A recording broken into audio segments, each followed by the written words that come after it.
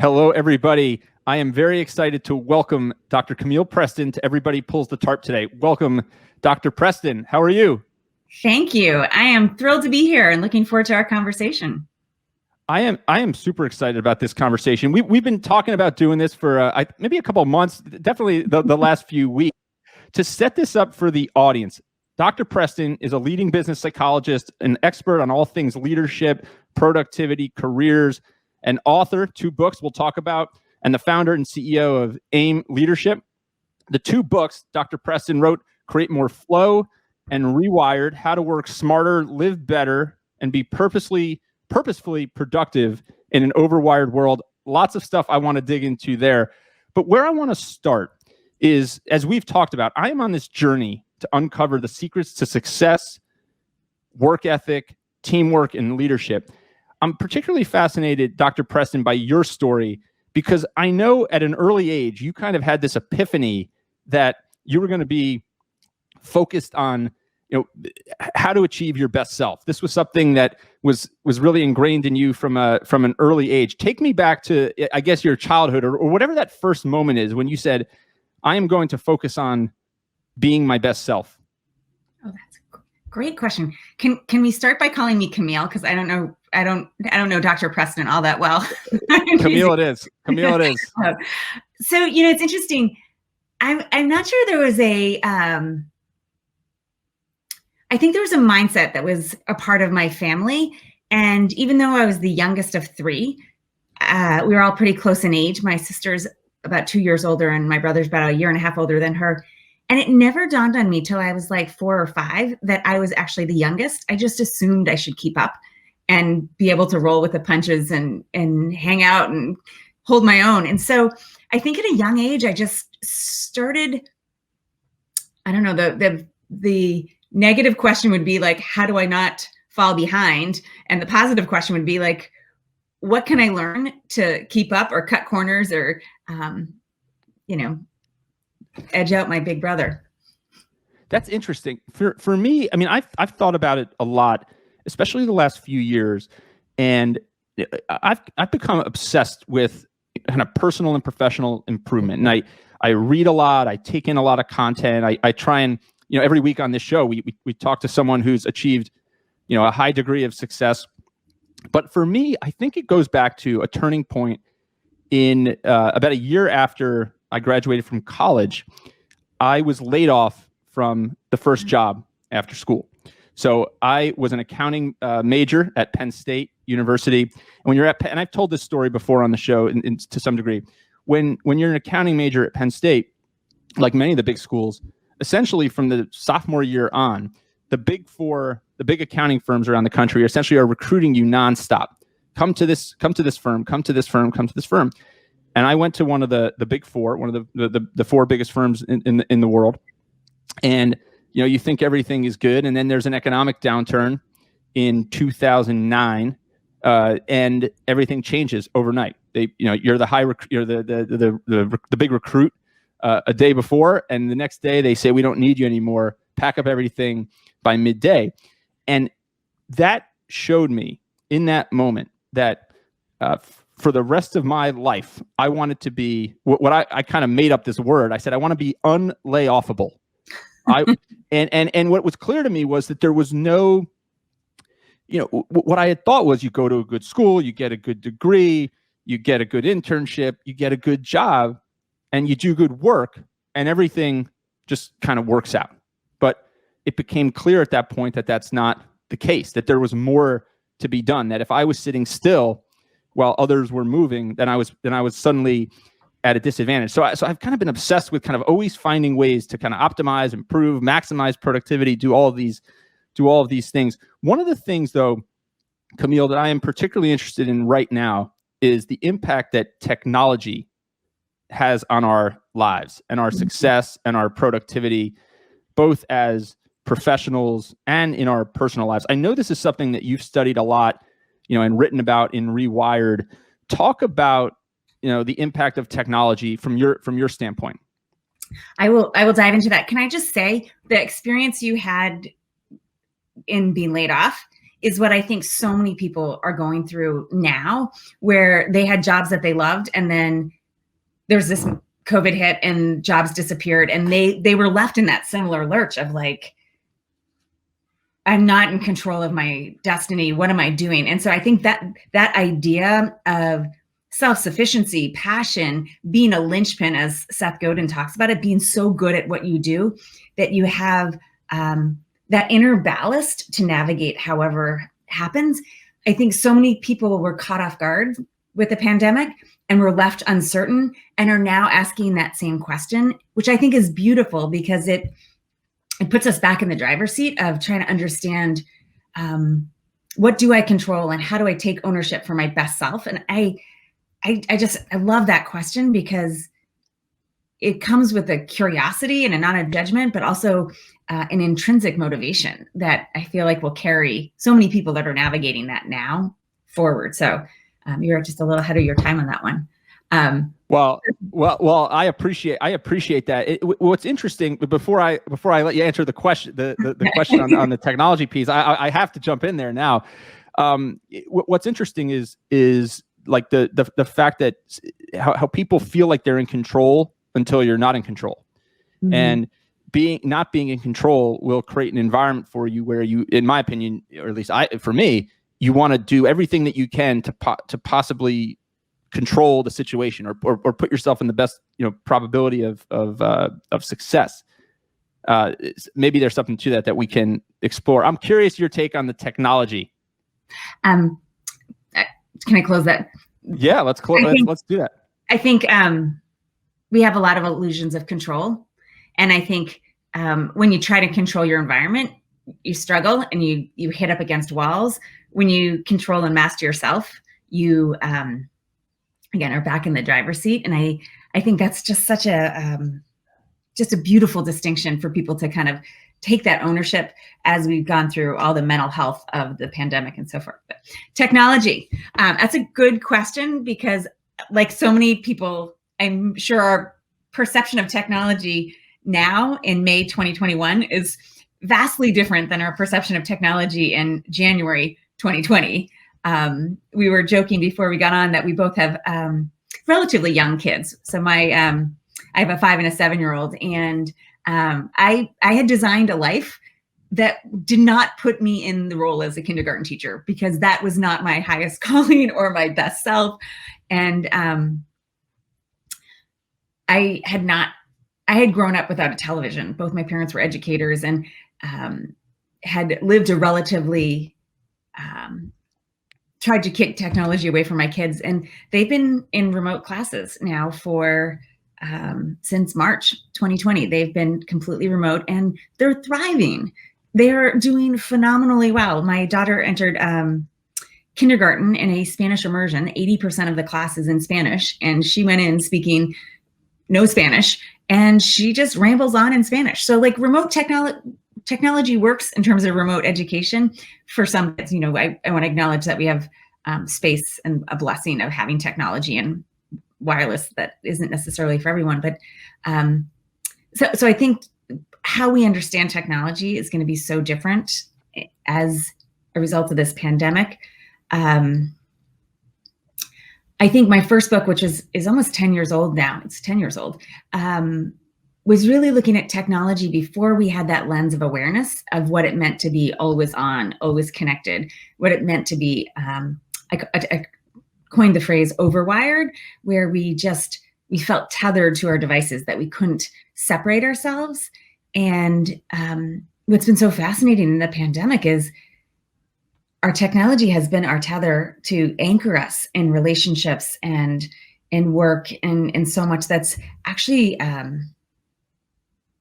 been a blessing for a lot of us that have that privilege of being able to work remotely. So it's interesting to see how it's evolving. I'm not sure I'm answering your question. Was there? Well, let's kind of break it up. Let's go like pre-pandemic. Okay, yeah. So somebody like me, I'm a busy professional, and a busy parent. I felt like technology had almost like overtaken my life, right? Mm-hmm. Like I felt like, the phone was the first thing I checked in the morning, the last thing I checked before I went to bed. Maybe if I wake up in the middle of the night, I might check the phone once or twice too. I was kind of, locked in on email all the time, alerts coming from every, different direction. I felt overwired, I guess, as you might have put it in the book. So pre-pandemic, I mean, how can people who are trying to achieve a balance and achieve success in a lot of different things, how can people better wire themselves in that regard from your vantage point? Great question. So we talked about in the book, if you can imagine a 2x2 matrix, that when you're overwired, you're either in this doing, kind of like frenetic, active, quick motion, or you're done, where you're kind of going blah, blah, blah, blah, blah. And you would toggle between these intensities of frenetic, manic to checked out. And I encouraged people to unwire, to step back, let go of technology, reconnect to the things that matter, reconnect to the things that they need to execute on in their life, reconnect to what a good life is, so that they can then pop up into this fourth quadrant, which is using technology to serve you rather than to drive you. So it's thinking of technology as who's in the driver's seat and who's making the choices around it. I think so many people were unconscious, both about how they were using technology, as you described, like unconsciously turning to it in the morning, like waking up in the middle of the night and checking it almost like a pacifier, that we've started to kind of step back from that a little bit. I think where it's so noticing this pattern of doing, done, where you're unconsciously dialed in to the technology, and then stepping back, unplugging from it, and reconnecting to kind of what I would consider life force or source or purpose or vision or what it is you want to create in the world, and then pulling it together so that it's working in a healthy, effective way for folks. I think what's interesting about the pandemic is we had a lot of artificial structures. We had a lot of containers. We left our home and we went to the workplace, and then we left our workplace and maybe saw friends, and then we left the friends and we came back to our home, and everything was separate. And then we all came home. For many of us, we were home like all the time. And things started to blur, both what we did in our home, but then when we used technology and what that looked like. And I will share that I love what I do. It feeds me, it lights me up. I'm a better person when I'm doing the work that I love. And so when the pandemic hit, my husband had just started a new job. He was trying to establish himself. He was trying to get a lay of the land. And so I ended up getting up from working from 3 a.m. till 9 a.m. And then I was teaching miserably, failing left, right, and center during the day. And then I would pass the kids back to him about 4 o'clock in the afternoon, and I would go back to work. And that actually, I'm never going to sign up to be a kindergarten teacher. I take my hat off. I have such regard for our educators, but I did like the separation of life in those quadrants, how I had shifted. And I think we now in this blurred world need to really be intentional with those boundaries that can distract us from being present with the things we really want, whether it's the work we need to do or the kids. Well, I think Camille, one of the things for me, a mentor told me early in my career that if you think about it as work-life balance, this was many years ago. If you think about it as work-life balance, you're going to really struggle. If you think about it as work-life integration, you're going to achieve, a much happier, more successful state in this person's opinion. And what he meant was, if the people you work with are people that you enjoy spending time with out of work, and if you expose your kids to the work you do and why the work you do is important, then that has a benefit. And if you think about it through the lens of, well, hey, maybe instead of taking a 3-day vacation, we could take a 5-day vacation if I can do a little bit of work and use some of the technology even at the time back then that was available to me to be able to kind of balance to integrate the two things, then you can do a lot more, and you kind of 1 + 1 becomes 3 or 4 or 5. And I think that theory of the work-life integration for me was tested in this environment because there was so much more kind of brought into the equation in such a quick period of time. I love it. What I'm hearing you say is like having agility to turn it on and turn it off. When you can have that agility and actually turn it off, it opens up new possibilities and new ways of engaging. How does that impact? I know you study and talk about flow a lot and this concept of flow. And we've had coaches on this show who talk about the concept of flow as it pertains to sport and gymnastics. And when you're in that flow, it's like some unique state that is difficult to achieve. Talk about flow from a standpoint of your world as a business psychologist and how do people achieve flow? What is flow and what's the benefit? Oh, love flow. So there's a statistic that says in flow, you're 5 times as productive and up to 7 times as creative. I think I got that right. And flow is magnificent. It feels just phenomenal. It's like when you're firing in all cylinders and ideas are coming together. It's, that Reese's mix, the Reese's commercial where chocolate came with peanut butter and it was like, eureka. The thing that's interesting, if people have listened to the sports examples of flow, is it doesn't really matter where you experience flow. The more you experience flow, the easier it is to get into the state of flow. And so there's a neurological pattern that gets wired in that helps us understand what is flow in our bodies, and it triggers it. So if I go running in the morning, I'm in this stage of life where I go running and my kids are on their bikes, and it's a really just like sweet moment because we have conversations that you wouldn't normally have, and we're watching the geese have their babies and the daffodils are in bloom, and if I can get into flow running with my kids and just lose myself in the conversation and the space and the energy, it increases the likelihood that I'll get into flow in work. And so we run these patterns, and if we can distill what those patterns are, then we can start to cross-contextualize, bring a pattern from one flow state to another flow state.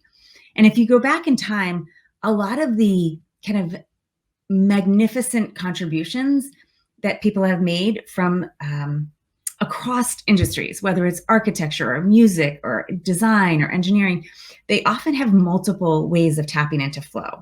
A very dear friend is Ivy Ross, who runs hardware design at Google, and she, her music is phenomenal. Her artwork is phenomenal. She does so many different things that make bringing flow into our workplace just who she is. Can I share the 5 stages, how we think about it? Yeah, please. So what we know is that flow is not an on or off state. We know that flow has certain precursors. So if you can identify and understand your precursors and then restructure your environment to maximize those precursors, you can increase the likelihood of getting into flow more often. And so we think of the first phase as preparation. Where am I? Where do I need to go? What are the outcomes? Like, how do I start to lock into that end state and think about all the components of it? The second state, and so for athletes, this is when they visualize themselves winning the gold at the Olympics. This is when people, we live in Cambridge, the head of the Charles, crossing the line as the elite rowing team, beginning with the end and getting really clear on that and what needs to happen to go into it. The second stage is where we do purposeful struggle. It's the metaphor of going to the gym and lifting the heavy weights and building the muscles and tearing the muscles and jamming new information into your brain. And you have to go through purposeful struggle to get to that level of mastery, right? It's learning the skills, it's training your body, it's developing that pattern recognition. But you can't struggle your way into flow. You actually have to step back, and we call it going into release, where you step back, you get perspective, you go do something completely different. And it's in that completely different place that ideas come together, that the chocolate meets the peanut butter, and we have these eureka moments. And years ago, I had a client tell me, he said, Camille, I gotta tell you, I just installed a whiteboard in my shower. And the visual was just I don't know where this is going. He said, I just have the biggest brainstorms in the shower. I just need to be able to capture things when I'm in the shower. And so he's writing down those ideas. but it makes sense because he's physically changed his state. He's stepped away from this traditional environment. He's relaxing and he's got all this energy flowing. And so I started listening to this, and when I'm really struggling on something meaty, I will load the information in. Like, I will do the purposeful struggle. I'll think about all the components. I'll think about all the dynamics, and then I'll go for a run, or I'll get on the yoga mat, or I'll go sit in the hot tub. So I'm changing my physical state. I'm releasing, but I always have to have something close by because I want to be able to capture those brainchilds as they come. And we pop into flow. You want to seize it. You want to be able to own it, like take advantage of it. And so this is where it's also hard in COVID because we had a lot more, those of us with kids had a lot more responsibilities than we might have normally had. And so it requires having a really a well-honed collaboration with your partner to be able to say, hey, listen, I'm firing on all cylinders. Can you catch the kids? Can you do this? Like, and carving out that space. And so that's part of the reason why I took the mornings, was because that's my biological prime time. That's when I wrote my dissertation, when I've written books. It's when it fires. So understanding that, you get into that state of flow. The interesting thing is you can cycle preparation, purposeful struggle, preparation, release. You can cycle back and forth. Once you go into flow, there's kind of no coming backwards. You can't go back in the circle. You actually have to go all the way around into what we think of as recovery. And it feels a little bit like a hangover. You've left it all on the table. You're spent. You got to shift gears. You got to recover. You got to give yourself space and then come back into the cycle of preparation. But if people haven't experienced it, it is so amazing. It's so fascinating. And you talked about, you said biological prime time. This is something that I've kind of discovered or kind of accidentally fell into.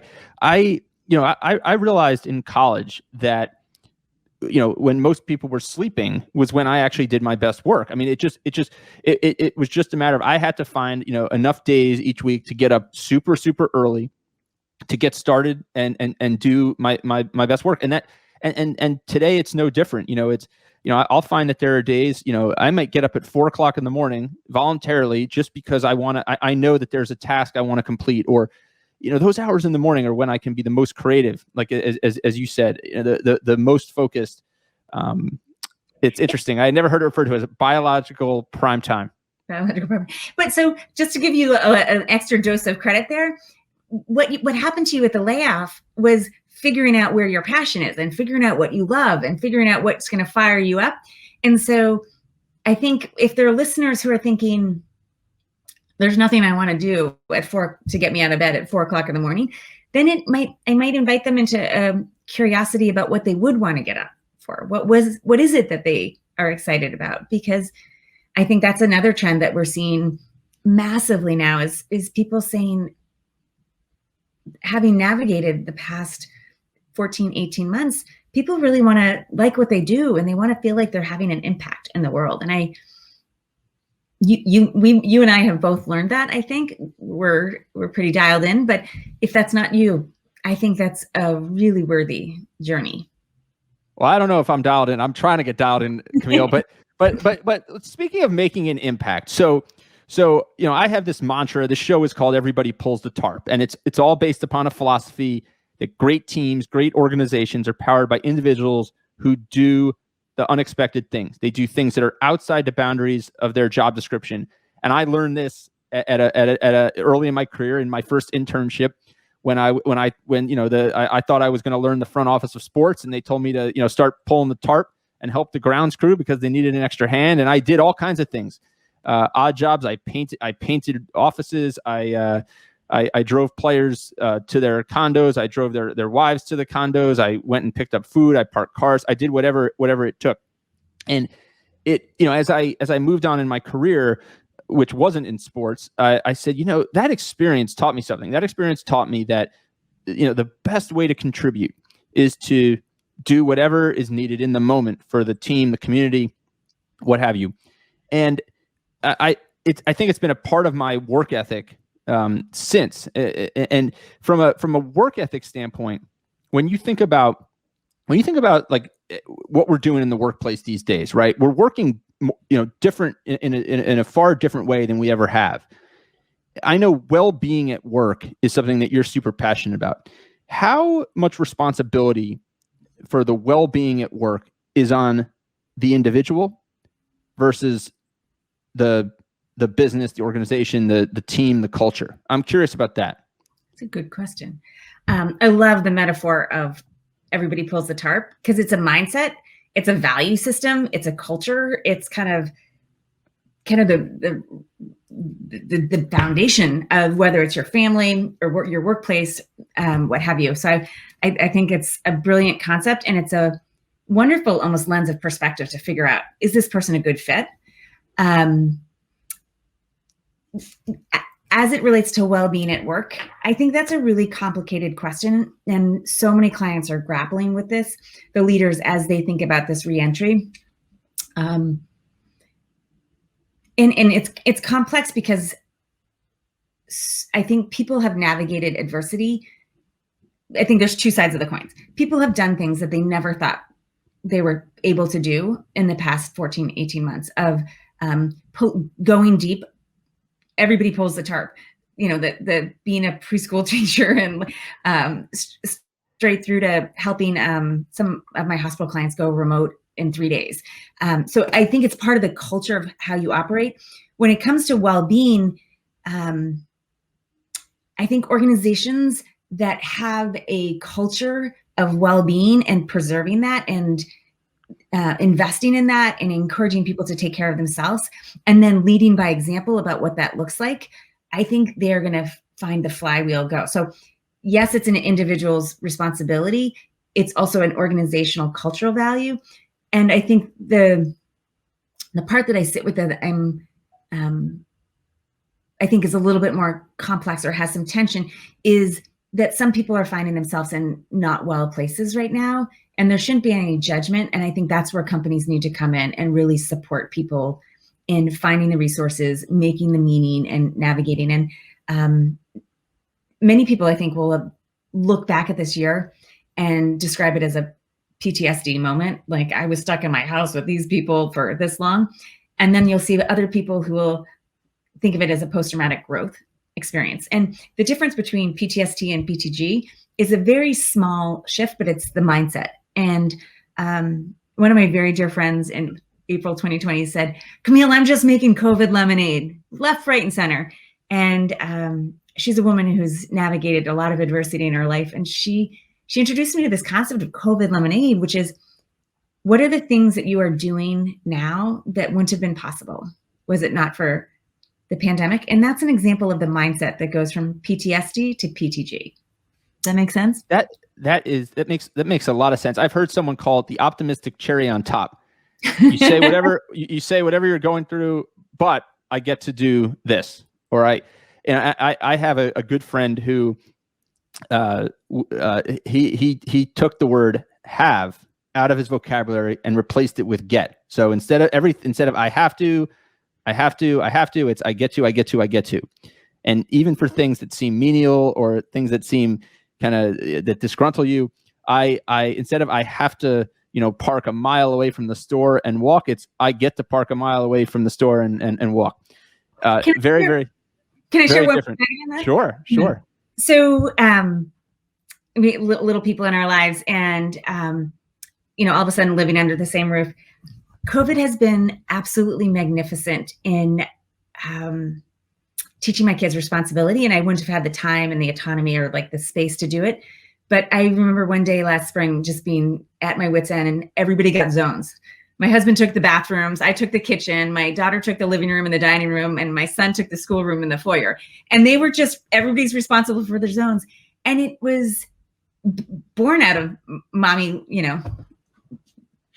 at her wit's end, but it created this amazing experience that now, like, people are like, "Hey, you're leaving stuff in my zone." It's like our house is phenomenal, but that's a great COVID lemonade that we would never have had. And so I think there's a lot of those out there. It's like everybody pulls the tarp, everybody cleans the house. I don't know what you call it. There's an example everywhere, right? Where we could go to that.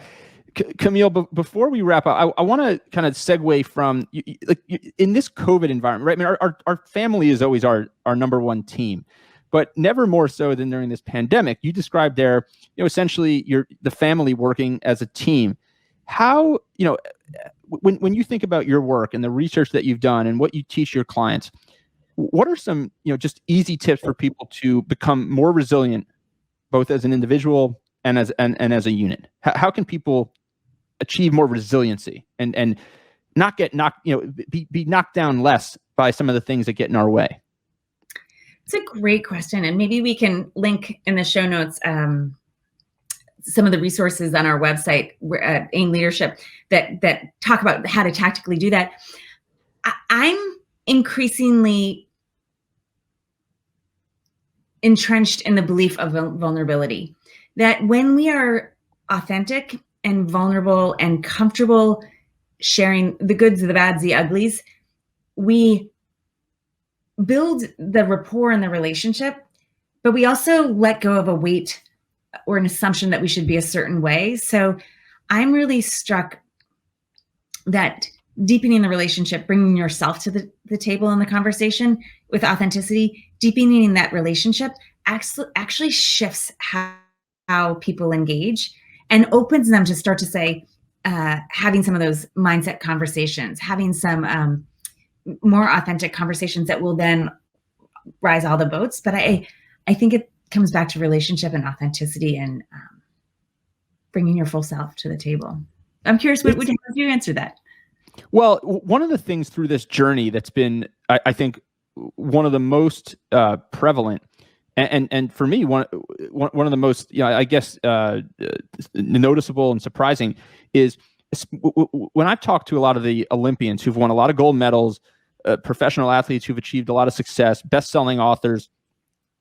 What's been really true in all those conversations is not just that they failed, right? Okay, and how many times they failed on their road to success, and that they still fail, right? Like success is not like an end state. It's just it's kind of a moment in time, and then you go back to failing, and then you try and get some success again.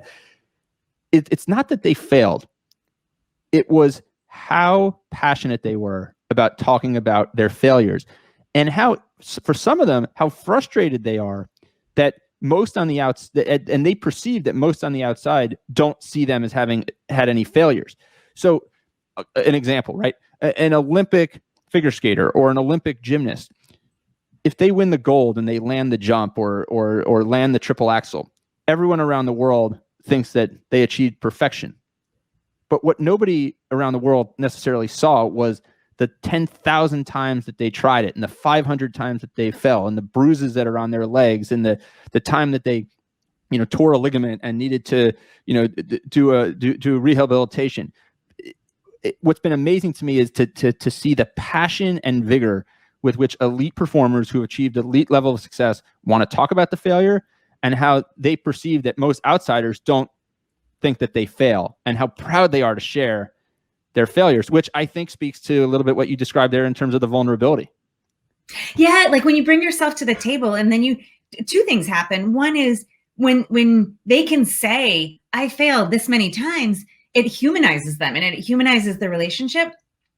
But then they're able to be, they engage in a different way, and then we can learn at different levels. I think one of the risk factors is when we come fully packaged with this like veneer of having it all together.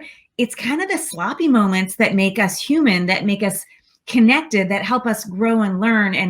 And then my failure helps you not get there, right? Like, so there's a stacking that comes with that vulnerability, and a reminder that we are all on this journey to find out what is our passion, what is our best self, and how can we constantly be coming in a better shape and form towards that best self. Well, our journey to our best self surely is a journey. A songwriter, Camille, who has written 18 number one hits, once told me it took me about 8 years to become an overnight success. And I think that resonates here in our conversation as we think about failure, we think about adversity, vulnerability, and achieving our best self. Camille, this has been an absolute pleasure. I've had so much fun chatting with you. We'll connect some resources in the show notes so that folks can continue their journey and digging into some of your research and insights. Thank you so much for joining Everybody Pulls the Tarp. Thanks so much. Have a great afternoon.